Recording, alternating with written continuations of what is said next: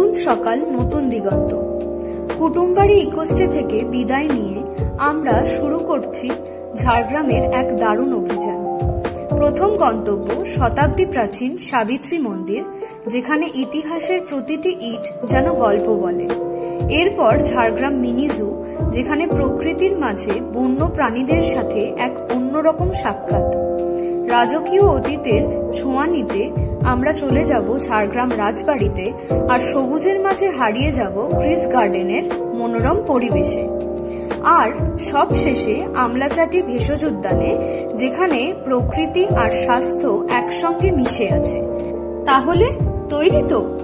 আমরা কোথায় কোথায় ঘুরলাম সেটা দেখতে পুরো ভিডিওটা দেখতে হবে, কোনো স্কিপ না করে শেষ পর্যন্ত। আর অবশ্যই জানাবে তোমাদের কেমন লাগছে আমাদের ভিডিও।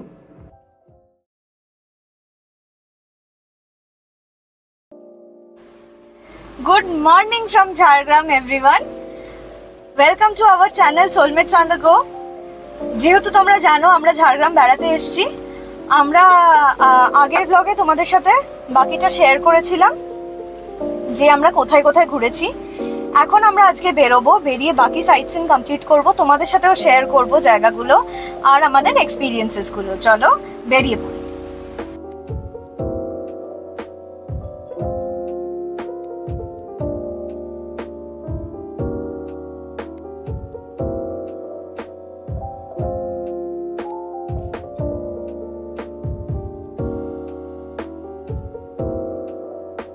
চলে এসেছি আজকের প্রথম গন্তব্য সাবিত্রী মায়ের মন্দির। তো আমরা এখন যেখানে দাঁড়িয়ে আছি সেটা কিন্তু প্রচন্ড আধ্যাত্মিক এবং ঐতিহাসিক স্থান। বলে রাখা ভালো, এই সাবিত্রী মায়ের মন্দির এটা কিন্তু ঝাড়গ্রাম রাজ পরিবারের কুলদেবীর মন্দির। ইনি কুলদেবী হিসেবে 350 বছরেরও বেশি সময় ধরে এখানে কিন্তু পূজিতা হয়ে আসছে। আর একটা ঐতিহাসিক তথ্য তোমাদের কাছে না তুলে ধরলেই নয়, এই ঝাড়গ্রাম রাজপরিবার যাদের, তাদের কিন্তু কিছুটা রুট রয়েছে রাজস্থানে। তাদের যে রাজস্থানের সামন্ত রাজা, তিনি যজ্ঞেশ্বর সামন্ত সম্ভবত নাম, তিনি এখানকার মল্ল রাজাকে পরাজিত করেন। তারপরে উনি ঝাড়িখণ্ড, পয়েন্ট টু বি নোটেড, তখন কিন্তু ঝাড়খণ্ড বলা হতো না, বলা হতো ঝাড়িখণ্ড। তার জঙ্গলে এক অলৌকিক স্বপ্নদেশ পান। সেই স্বপ্নদেশ পাওয়ার পরে তিনি এই মন্দির নির্মাণ করেন। লোককথা অনুযায়ী এই মন্দিরই কিন্তু ঝাড়গ্রামের রাজপরিবারের যে খ্যাতি এবং তাদের সুসময় এবং সমস্ত দিক থেকে এই রাজবংশকে রক্ষা করে এসেছে। তাই এই মা এখানে প্রচন্ড জাগ্রত। এসো আমাদের সাথে তোমরাও দেখো, আমরা তোমাদেরকে দেখাই মন্দির চত্বরটা ঘুরে কেমন লাগে। মন্দিরটি মূলত লাল ইট এবং পাথরের ব্যবহারে নির্মিত, যা তাকে প্রাচীন এবং দৃঢ় কাঠামোর বৈশিষ্ট্য দেয়। এর গম্বুজাকৃতির ছাদ এবং সূক্ষ্ম নকশাযুক্ত স্তম্ভগুলো রাজবংশীয় স্থাপত্যের ছোঁয়া বহন করে। মন্দিরের প্রবেশদ্বার কারুকার্য মণ্ডিত এবং যেখানে দেবদেবীর প্রতিমূর্তি এবং পৌরাণিক কাহিনী চিত্র ফুটিয়ে তোলা হয়েছে। এই মন্দির খোলা থাকে প্রতিদিন সকাল 7:30 থেকে দুপুর 1:30 পর্যন্ত, আবার বিকেল 4:30 থেকে সন্ধ্যে 7:30 পর্যন্ত।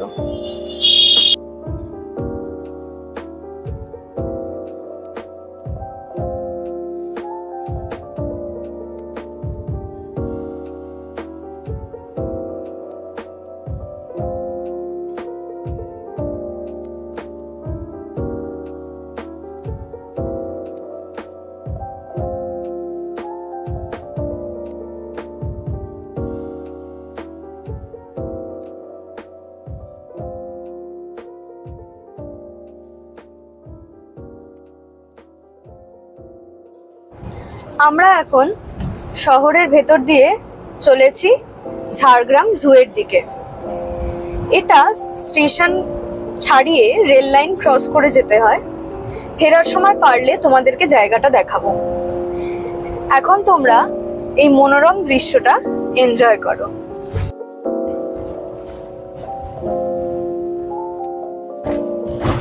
ঝাড়গ্রাম শহরে আজ যাই হোক প্রচুর গাছ, কিন্তু প্রচুর গাছ। মানে এখানে এসে সবুজ থেকে চোখ জুড়িয়ে যাবে, এটা কিন্তু গ্যারেন্টি দিয়ে বলতে পারি। অবশ্যই।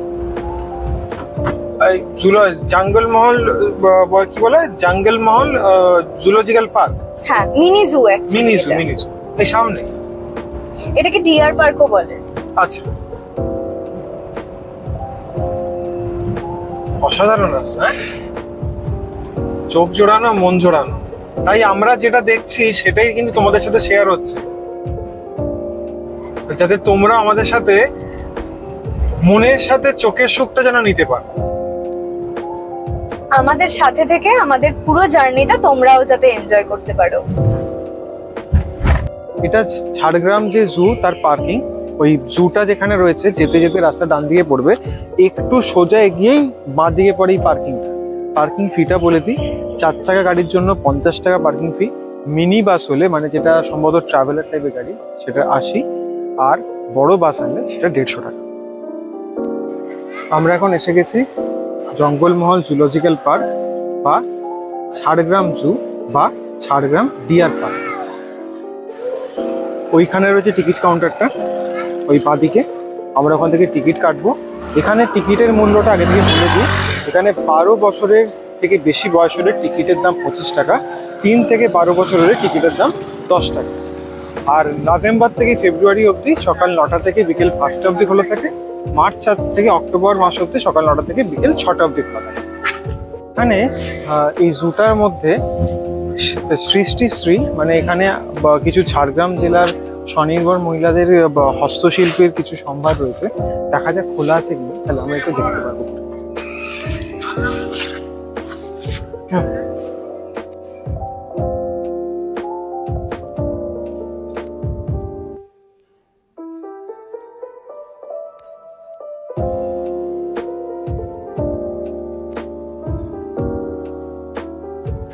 এখানে ওয়েদারটা খুব সুন্দর আজকে, খুব ভালো হাওয়া দিচ্ছে। আর এখানে একটা এরকম সাইনবোর্ড আছে, এখানে এই দিকে গেলে আমরা পর্কিউপাইন, টার্টেল, নীলগাই আর ময়ূর দেখতে পাবো। আর ডান দিকে গেলে আমরা হরিণ, বিভিন্ন রকমের হরিণ, হ্যাঁ, স্পটেড ডিয়ার, সাম্বার ডিয়ার আর বার্কিং ডিয়ার আছে। আর এটা কি ফিয়াসান ট্রি, কোনো পাখির নাম আর কি। চলো যাই, দেখাচ্ছি বাকিটা। আগে এদিকে যাই। হ্যাঁ,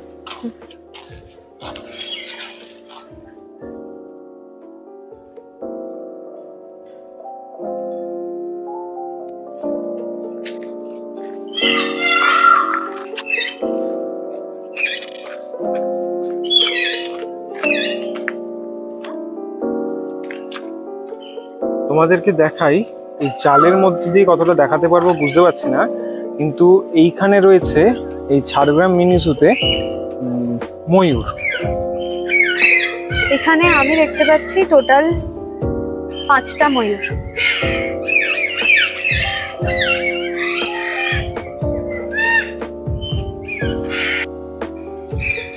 ময়ূর দেখলাম, একটু সামনের দিকে এগোই। সে কোন ছোটবেলা চিড়িয়াখানা যেতাম, সেই চিড়িয়াখানা যাওয়ার ক্রেজটা এখনো আছে, সময়টাতে কুলিয়ে উঠতে পারি না। তাই ঝাড়গ্রাম যখন এসেছি তখন মনে হলো যে একটু চিড়িয়াখানাতে ঘুরে গেলে ভালো হয়। তো দেখা যাক আর কি কি দেখতে পাই। তবে রোদ্দুরটা এখন বড্ড চড়া, কতটা ঘুরতে পারবো কত জানি না, দেখি। এখানে খুব সুন্দর সুন্দর ছোট ছোট পাখি আছে, কাকাতুয়া টাইপের দেখতে, হয়তো কাকাতুয়াই। এই যে এই যে এই যে আঙুল দেখাচ্ছে এইখানটা, এই যে এইখানে একটা পাখি আছে।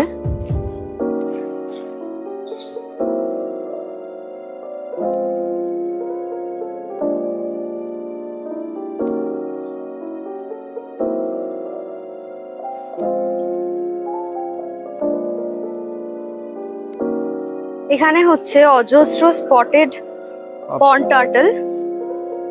মানে এগুলোকে না, মানে লোকালি যেটা বলে ঝাড়গ্রাম বা আমাদের হাওড়া টাওড়ার দিকে বাঘ কাঠুয়া বা কালো কাঠাও বলা হয়।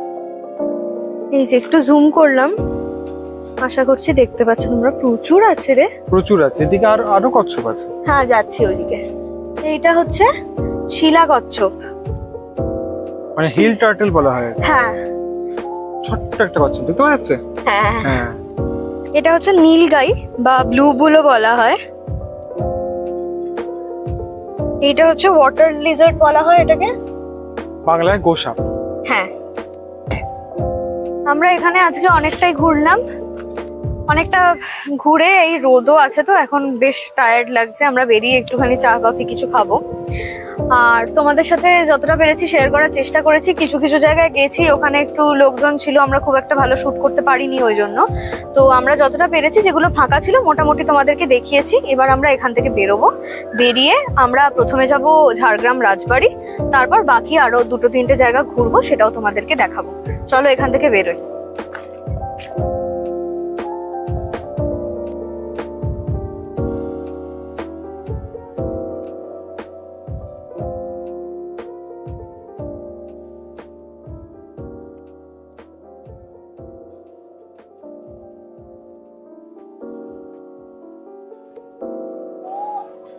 ঝাড়গ্রাম মিনি জু ঘুরে নিয়ে আমরা এখন এসে গেছি ঐতিহাসিক ঝাড়গ্রাম রাজবাড়ির কাছে। এটা ঝাড়গ্রাম রাজবাড়ি, তার গেটটা খোলা আছে, কিন্তু এখানে আমরা ঢুকতে এখন পারবো না। কারণ কি, এই ভেতরে হচ্ছে স্টার হেরিটেজ হোটেল, যেটা পশ্চিমবঙ্গ সরকার অনুমোদিত, কিন্তু ভেতরে ঢোকা মানে ট্রেসপ্যাসিং ইজ এক্সট্রিমলি প্রহিবিটেড। ওকে, এই গেটের বাইরে থেকে যা ছবি তোলা দেখানো যাবে, ভেতরে কিন্তু যাওয়া যায় না। তো অ্যাকচুয়ালি ঝাড়গ্রাম রাজবংশের ইতিহাসটা কিন্তু অনেক পুরনো। এটা শুরু হয় মল্ল রাজাদের আমলে, যখন মুঘলরা বাংলা আক্রমণ করে সেই সময়তে 1592 সালের আশেপাশে এদের গৌরবময় ইতিহাস তৈরি হয়। আমার ডান দিকে আমার বাঁ দিকে এইখানে যেটা দেখাচ্ছে সেটা হচ্ছে ঝাড়গ্রাম রাজবাড়ি ট্যুরিস্ট কমপ্লেক্সের রেস্টুরেন্ট, আর এদিকে হচ্ছে ঝাড়গ্রাম রাজবাড়ি ট্যুরিস্ট কমপ্লেক্স। এইটা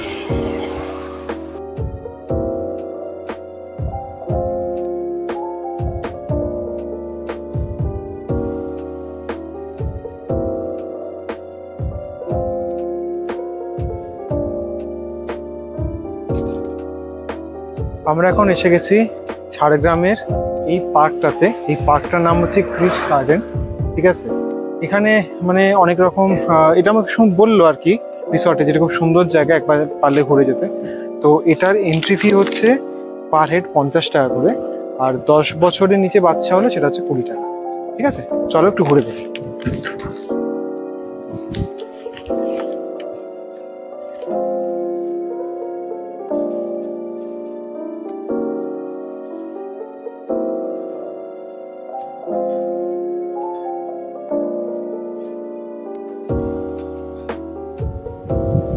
একটু বসলাম, প্রচন্ড রোদ, প্রচন্ড গরম।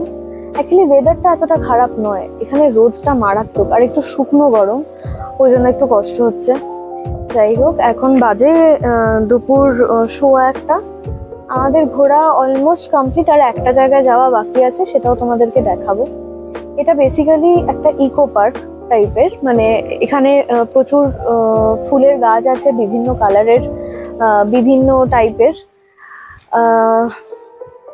এই আর কি, একটু বসি, যাচ্ছি। তারপর ওইদিকে একটু দোলনা টোলনা আছে, স্লিপ টিপ আছে বাচ্চাদের। আর এমনি আসলে বাচ্চাদের নিয়ে আসলে খুব ভালো লাগবে জায়গাটা।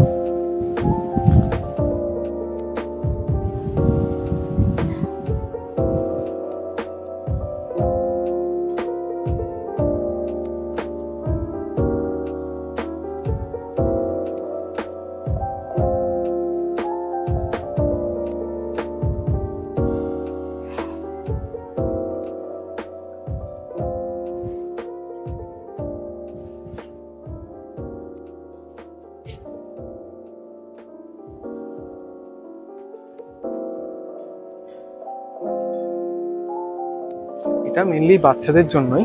এই যে সামনে একটা স্লিপ রয়েছে, দোলনা রয়েছে, বাচ্চাদের নিয়ে আসলে খুব ভালো একটা সময় এখানে কাটবে। তবে এখন একটু ফাঁকা, হয়তো বিকেলের দিকে হয়তো একটু ভিড় বাড়ে।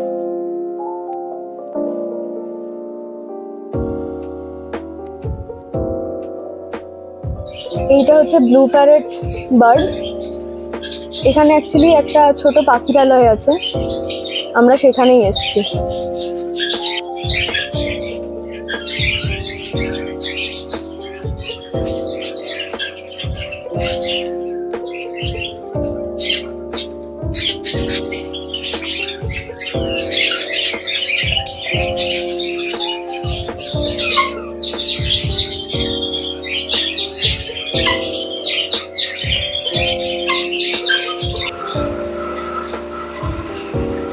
এখানে অ্যাকোয়ারিয়ামও আছে ভেতরে। আর আছে প্রচুর মাছ, প্রচুর হ্যাঁ, ভেরিয়াস টাইপ। বাচ্চারা আসলে কিন্তু ভীষণ এনজয় করবে।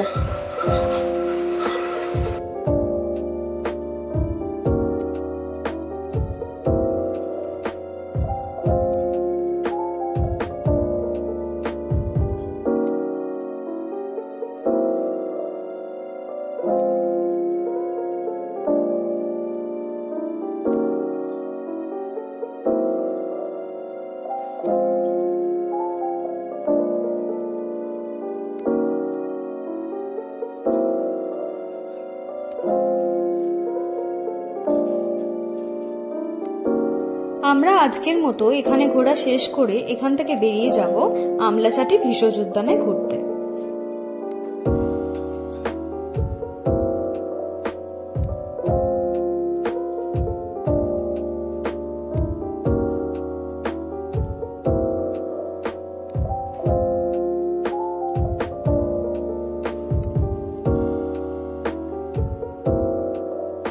আমরা এখন এসে গেছি আজকে আমাদের বলা যেতে পারে লাস্ট ডেস্টিনেশন ফর টুডে, আমলাচাটি ভেষজ উদ্যান মেডিসিনাল প্লান্ট গার্ডেন।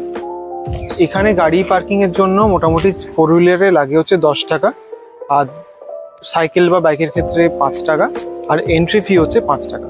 সকাল 9টা থেকে বিকেল 5টা অবধি খোলা থাকে। চলো আসা যাক।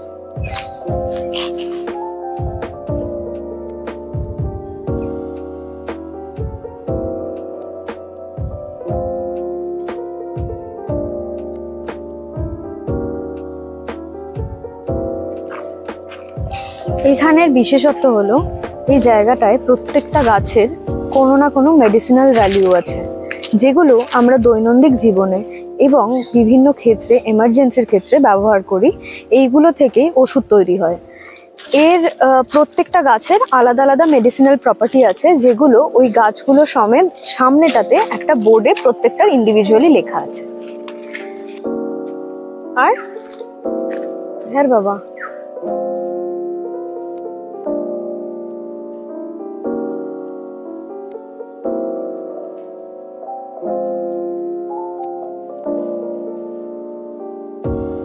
এখানে কিন্তু খুব ভালো হাওয়া দিচ্ছে, অনেকক্ষণ পর ঘামটা কম হচ্ছে, গরমটা কম লাগছে। আসলে এত গাছ তো ভাল লাগছে। কিন্তু দেখো বাবা, কত মেডিসিনাল প্লান্ট চিনি সেটা ইম্পর্টেন্ট নয়, ভেষজ উদ্যান বা বৃক্ষ সম্বন্ধে কত জানি সেটা ইম্পর্টেন্ট নয়। ইম্পর্টেন্ট হচ্ছে ঘুরতে এসেছি, সবটা ঘুরবো, তোমাদের দেখাবো। আর একটা কথা অ্যাজ আ ডিসক্লেমার, ঝাড়গ্রাম যারা শীতের শেষের দিকে বা গরমে ঘুরবে, make sure you have ORS powder হোক, টেট্রা প্যাক হোক, ক্যারি করবে। আমরাও কিন্তু টেট্রা প্যাক ক্যারি করছিলাম, ওটা একটু গরম হয়ে গেছে বলে আমরা ওআরএস এর প্যাকেট কিনে জলে 1 লিটার জলে ভরে সেটা খাচ্ছি। বিকজ এখানে তো শুকনো গরম, তো ডিহাইড্রেশনের চান্স আছে। শরীর সুস্থ রাখতে 2 ঢোক করে খেতে থাকো 10-15 মিনিট ছাড়া ছাড়া। আর এই জায়গাটাতে না মানে এত গাছ, এত সুন্দর, সব নিস্তব্ধ হলে না প্রচুর পাখির ডাক, প্রচুর পাখির ডাক। জানি না কতটা ক্যাচ করতে পারছে মাইকে, প্রচুর পাখির ডাক। আর খুব ভাল লাগছে, কিন্তু মানে সুন্দর লাগছে, শান্ত স্নিগ্ধ পরিবেশ। যদিও আর একটা কথা বলবো, সেটা হচ্ছে আমাদের এখানে যে ঢোকার সময় বললাম না যে এন্ট্রি ফি লাগে, এন্ট্রি ফি এর জায়গাটাতে কিন্তু কোনো লোক ছিল না। তো আমরা জাস্ট এমনি ঢুকলাম, আমাদের সাথে আরেকজন গ্রুপ এসেছে, তারাও ঢুকেছে। তো পয়সা এখনো নেয়নি, দেখি বেরোনোর সময় যদি থাকে দিয়ে দেবো, যদি না থাকে কিছু করার নেই। আর একটা জিনিস সেটা হচ্ছে এখানে কিন্তু দুপুর 2টো থেকে 2:30 এনাদের টিফিন টাইম থাকে।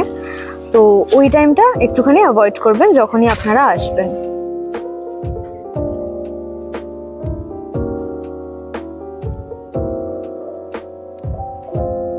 দেখো 3-4 প্ল্যান, ঠিক আছে? মানে আমরা বলতাম না যে কেটে গেলে 3-4 দিতে হবে, সেটা হচ্ছে এইটা। কাটা ছেঁড়ায় মানে রক্তক্ষরণ আটকাতে দেওয়া হয়।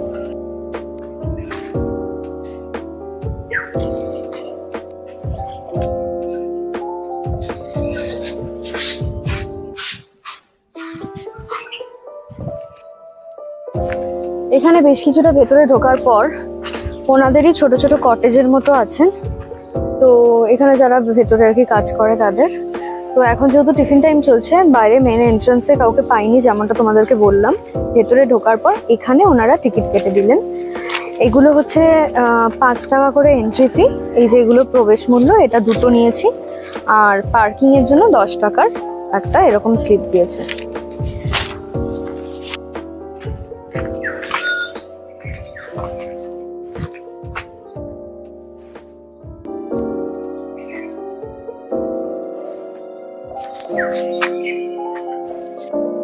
আজকের মতো এটাই আমাদের লাস্ট ডেস্টিনেশন ছিল, যেমনটা তোমাদেরকে বলেছি এর আগে। তো অনেস্টলি স্পিকিং সকাল থেকে ঘুরছি, তাই যথেষ্ট টায়ার্ড লাগছে। এবার এখান থেকে বেরোবো আস্তে আস্তে। ভেতরটা মোটামুটি ঘোরা হয়ে গেছে। এখান থেকে বেরিয়ে আমরা সবার প্রথমে লাঞ্চ করব। লাঞ্চটা ভালোভাবে সেরে তারপর এখান থেকে বেরোবো আমরা ঝাড়গ্রামকে এবারের মতো বিদায় জানিয়ে।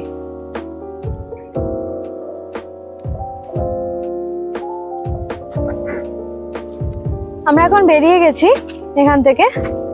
বেরিয়ে একটুখানি পার্কিং লটটা এসছি। পার্কিং লটটা তো একটু ঘুরিয়ে দেখিয়ে দে। পার্কিং লটটা অনেকটা বড়, ইজিলি অনেক গাড়ি একসাথে অ্যাকোমোডেট করতে পারবে। ঢোকার সময়, এই এন্ট্রিটার সময় এই জায়গাটা একটা ভাঙা টাইপের বাঁশের একটা ব্রিজ করা আছে। ঢোকার সময় একটু দেখে নেবে সাবধানে। আজকের ব্লগটা আপাতত আমরা এখানেই এন্ড করছি। নেক্সট একটা লাস্ট পার্ট বেরোবে যখন আমরা ঝাড়গ্রাম থেকে কলকাতা ফিরবো, সেই জার্নিটাও তোমাদের সাথে শেয়ার করব। এখান থেকে বেরিয়ে লাঞ্চ করতে যাব, সেইটা ওই ব্লগেই তোমাদের সাথে শেয়ার করব। এই ব্লগটা আপাতত এখানে শেষ করছি। যদি আমাদের কন্টেন্ট তোমাদের ভালো লেগে থাকে দেন লাইক, শেয়ার আর সাবস্ক্রাইব করতে একদম ভুলবে না। অবশ্যই জানাবে যে তোমাদের কেমন লাগছে আমাদের কন্টেন্ট, আর তোমরা যখন ঝাড়গ্রাম এসেছিলে তোমাদের অভিজ্ঞতা কেমন ছিল সেটাও শেয়ার করো। ভালো থেকো, সুস্থ থেকো, টাটা।